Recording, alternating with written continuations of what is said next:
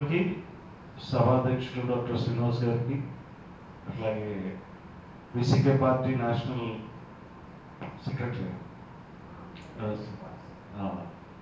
గారు బాలసింగ్ గారికి,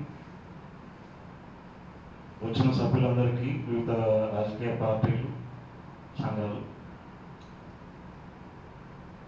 ఈ అంశం మొదటిగా విసికే పార్టీ అధ్యక్షులు,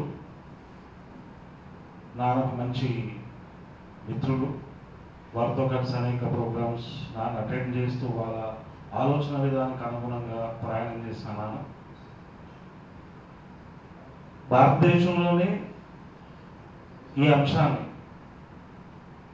పార్లమెంట్లో, చట్టసభల్లో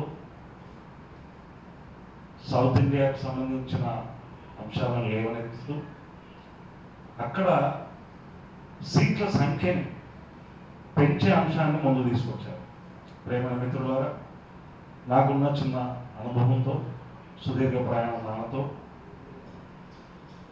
ఒక 20 ఏళ్ళు తెలంగాణ ఉద్యమం ప్రయాణంలోనే తాను సౌత్ ఇండియన్ కల్చరల్ అసోసియేషన్ పెట్టాలి, ఈ సౌత్ ఇండియన్ కల్చరల్ అసోసియేషన్లో భాగంగా తెలంగాణ ఉద్యమం తీసుకురావాలని నేను ప్రతిపాదన చేశాను. అవి మనం పాత వీడియోలు ఎక్కడైనా దొరికితే చూసి తెలుస్తూ ఉంటాం. South Indian culture and north Indian culture, దాంట్లో చాలా డిఫరెన్సెస్ ఉన్నాయి.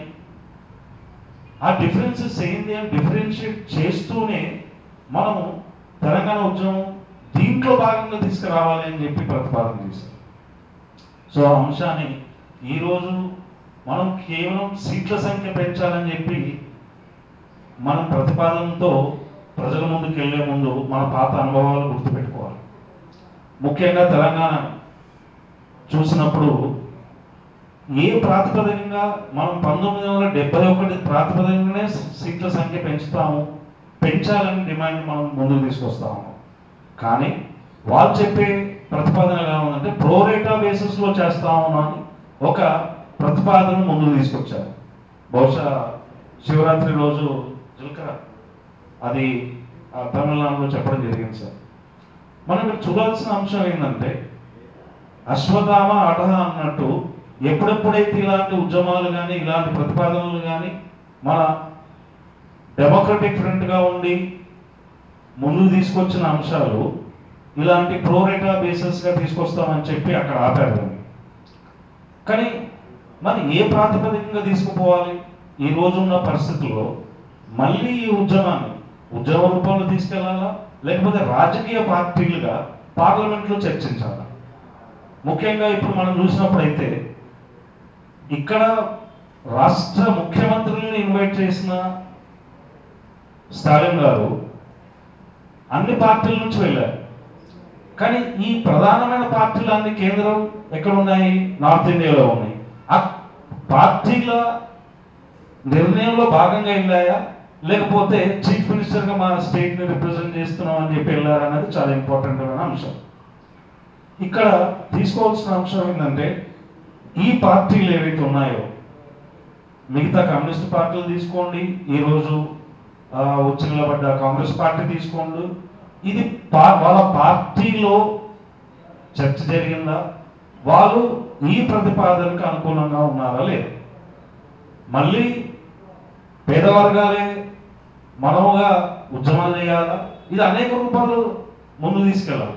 ఇది కేవలం పార్లమెంట్లో చర్చను, లేకపోతే గ్రామ స్థాయిలో చర్చను.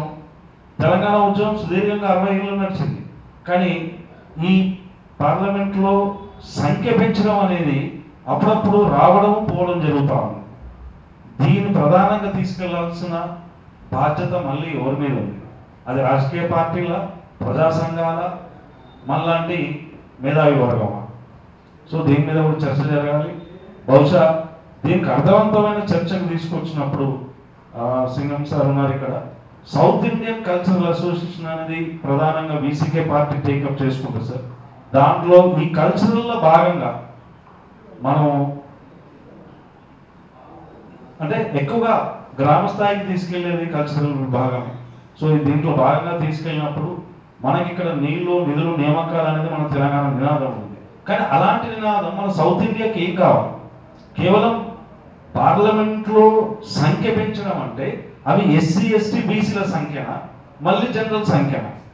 ఇది కూడా చాలా ఇంపార్టెంట్. ఇది ఎందుకంటే మన సంఖ్య పెంచకుండా ఎవరో సంఖ్య పెరుగుతుంది అన్నప్పుడు మరి నేను ఎందుకు పార్టిసిపేట్ చేస్తాను? సంఖ్య అనేది కూడా చాలా ఇంపార్టెంట్.